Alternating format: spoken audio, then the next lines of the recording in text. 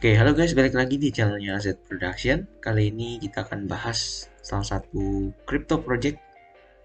Ini menurut gue project yang cukup legit karena gue sering mainin juga di dalam untuk trading. Ya tujuannya untuk memperbanyak koin ini gitulah ya.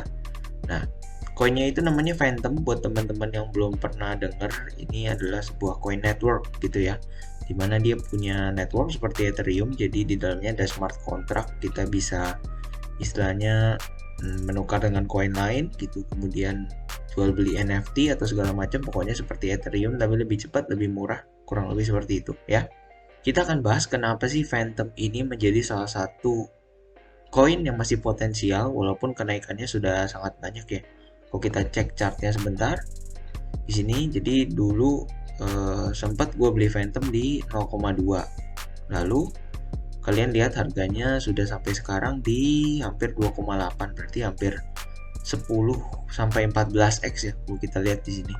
Dan itu cukup menjanjikan ya. Nah, kita lanjut lagi Phantom. Nah, kita lihat di sini ada 4 key pointnya. Jadi dia almost instant transfers, jadi itu speednya sangat bagus gitu ya. Dan costnya hanya fraction of a cent gitu. Biasanya sih Phantom paling mahal-mahalnya untuk kirim-kirim biasanya kalau di gue sih 0,1. Kalau 0,1 tuh dikalikan dengan let's say harga Phantom sekarang $3 tuh paling hanya 3 sen seperti itu ya. Nah, lalu Phantom ini secure gitu karena Phantom validated nodes from a global, trustless, and leaderless proof of stake network. Ini terbukti karena kita tahu ya Phantom gak pernah down, beda dengan Solana yang katanya decentralized gitu tapi networknya sempat down. Itu juga agak ngebingungin sih gitu ya. Lalu high scalable ini dimana bisa memproses thousands of transaction per second gitu ya, beribu-ribu transaksi per detik gitu ya. Kemudian Phantom ini juga kompatibel dengan coding-codingnya di Ethereum seperti itu. Oke, jadi kita bisa lihat di sini Phantom ecosystem. Biasanya kalau kita bikin network gak ada yang pakai, itu jatuhnya adalah percuma, karena percuma kita istilahnya bikin kos-kosan tapi nggak ada yang tinggal, kurang lebih seperti itu ya. Kita bisa lihat udah ada 80 plus dApps. Ini DEX, Decentralized Exchange, dimana kita bisa menukar Phantom kita dengan koin yang lain gitu. Di sini kita bisa trading juga. Biasanya trading di low market cap di DEX ini lumayan menguntungkan sih, bisa 10x gampang banget. Ataupun kita bisa farming gitu, ngambilin APR APY, itu cukup bikin cuan seperti itu ya. Lalu di sini ada cross chain bridge, biasanya ini buat dari Phantom ke BSC atau Phantom ke Ethereum, kurang lebih seperti itu. Jadi untuk perpindahan antar network lah ya. Lalu di sini ada platform lending dan borrowing, biasanya kita punya Phantom untuk kita jaminkan Phantom kita, lalu nanti biasanya dari duit Phantom itu 60 sampai 70% duitnya itu kita dikasih dalam bentuk cash atau stable coin lah. Lalu di sini ada yield optimizer, ini biasanya untuk mencari APR dan APY yang terbaik lah di semua platform ini gitu ya. Lalu di sini ada NFT, jual beli platforms, di sini ada tools gitu ya, ini untuk melihat istilahnya volume, kemudian wallet orang, transaksi, kurang lebih seperti itulah ya, untuk membantu kita untuk menganalisa sebuah project seperti itu. Lalu di sini ada wallet yang sudah support dengan Phantom Network, ini cukup banyak ya. Gue saranin kalau kalian pakai wallet, pakai MetaMask itu karena sudah general banget, tinggalin Trust Wallet guys. Oke, setelah itu nih, kalau kalian mau cari penjelasan tentang Phantom, kalian bisa baca singkatnya di sini di CoinMarketCap ini, kalian baca aja sendiri biar oke lah gitulah ya. Biar kalian oke dan juga paham gitu. Sekarang kita akan bahas tentang cara tokenomics gitu ya. Di sini udah jelas banget sih. Kalau kalian mau cari tokenomics suatu koin, langsung aja ke CoinMarketCap, di sini sudah jelas banget gitu. Kita bisa lihat total market cap Phantom sekarang itu hampir 7 miliar dolar, 7,3 miliar dolar ya di sini. Ini fully diluted market cap adalah ketika semua total supply-nya udah keluar gitu. Lalu nanti total supply keluarnya itu dikali dengan harga koin sekarang. Ini nanti akan berjumlah 9 miliar seperti itu ya. Ini volume terakhirnya ada di 1 miliar gitu ya. Itu max supply-nya ada 3,1 M gitu. Kemudian sekarang total supply-nya 2,5 M, berarti udah hampir 80% lebih total Phantom yang udah circulating di market gitu ya, tapi kita lihat harganya masih bagus, masih naik, berarti karena network ini dipakai rame gitu ya. Kalau kalian cek ini market cap ya, biasanya untuk mencari harga koin dia bisa sampai di berapa maksimal naiknya gitu, kita bandingkan dengan market capnya. Ini gue nggak mau ngambil top 4, gue ngambil di Cardano aja, di ADA, karena ADA ini dari kemarin turun terus tiba-tiba naik, tahu-tahu market capnya udah ngalahin Solana seperti itu ya. Ini di 46 miliar dolar ya. Nah, sedangkan kita lihat Phantom masih di rank 26 dengan market cap sebanyak 7 miliar. Jadi kalau 7 ke 46 itu berarti bisa hampir 7x gitu ya. Mungkin 6 sampai 7x. Nah, dengan harga sekarang kita anggap 3 dolar ya. Berarti kalau market cap-nya aja bisa kali 6 sampai 7, maka di sini kalau 6 kali 3 dia bisa sampai dengan harga 18 sampai 21 dolar untuk Phantom, untuk mencapai market cap-nya Cardano gitu ya. Koin Phantom ini adalah koin yang masih sangat potensial walaupun udah di top 100 seperti itu ya. Tapi emang kenaikannya lama tergantung BTC, tapi secara project dan secara tokenomics gitu ya, Phantom masih sangat bagus gitu. Sekarang kita akan bahas secara teknikalnya. Oke guys, jadi kalau kita lihat chartnya Phantom saat ini video gua rekam besoknya. Sebenarnya kemarin gua udah rekam gitu ya. Itu kemarin yang gua rekam teori-teorinya. Jadi karena kemarin BTC ngedam, jadi gua ulang lagi untuk analisa teknikalnya, karena kalau gua upload akan gak relate ya sama apa yang terjadi gitu. Jadi ini gua melakukan pengulangan biar relate sama apa yang sedang terjadi gitu ya. Jadi kalau kita bisa lihat BTC kemarin, BTC koreksi sampai mau 10 atau 11% gitu ya, 13% bahkan ya. Nah, sekarang ini BTC posisinya ada di support yang cukup kuat gitu lah ya. Ini support kuat yang lumayan kuat gitu. Lalu ini support yang paling kuat gitu. Nah, kalau kita lihat Phantom terpengaruh ya dengan turunnya BTC gitu ya. Nah, bagusnya di mana sih? Karena gue kan telah merekomendasikan untuk membeli project ini ya.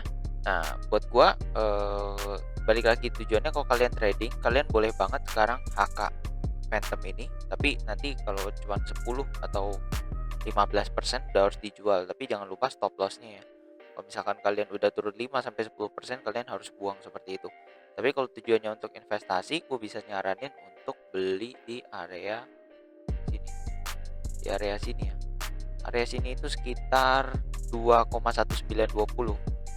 Menurut gue jangan dipasin, kalian harus naik dikit ya.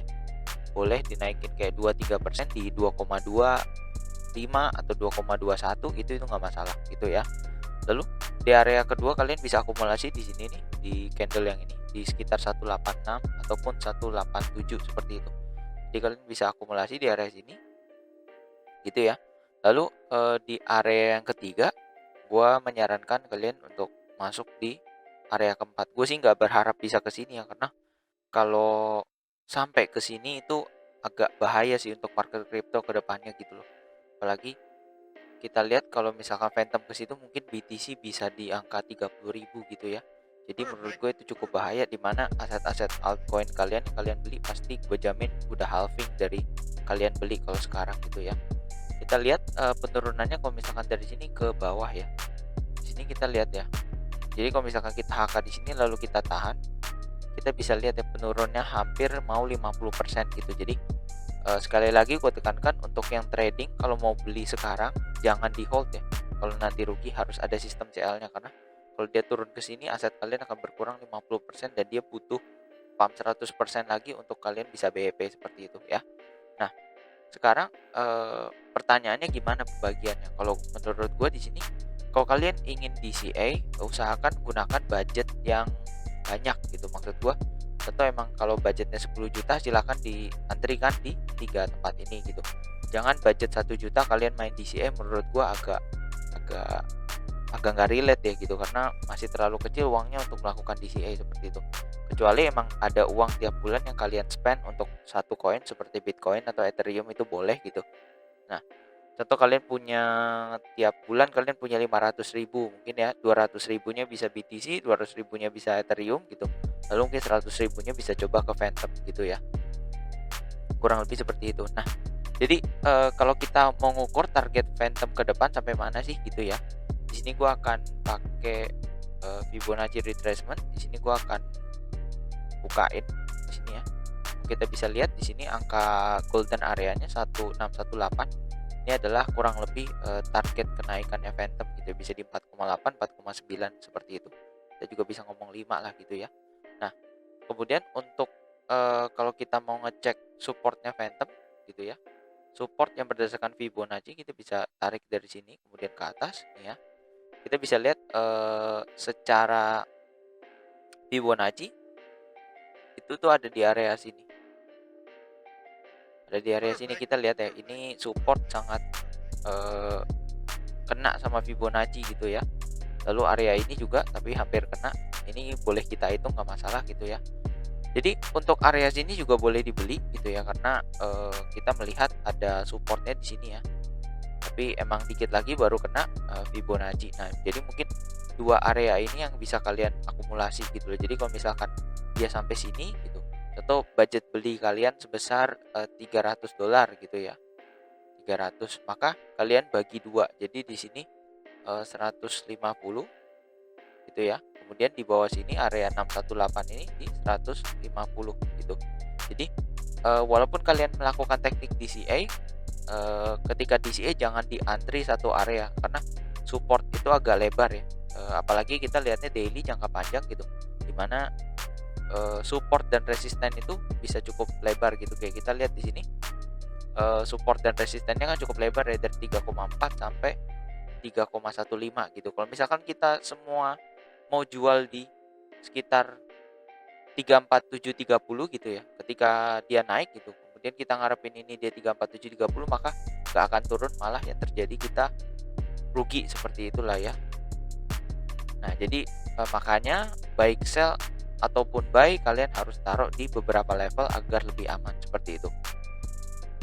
Nah, balik lagi, ini cuma edukasi, bukan financial advice. Kalian bebas mau ngikutin atau enggak, tapi di sini gue hanya memberikan sebuah informasi ya. Jadi tetap do your own research ya.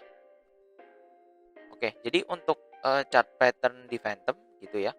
Di sini kalau kita lihat mungkin secara sekilas tuh kayak mau double top gitu ya, karena di sini ada dua gunung lalu mau turun ke sini ceritanya gitu ya.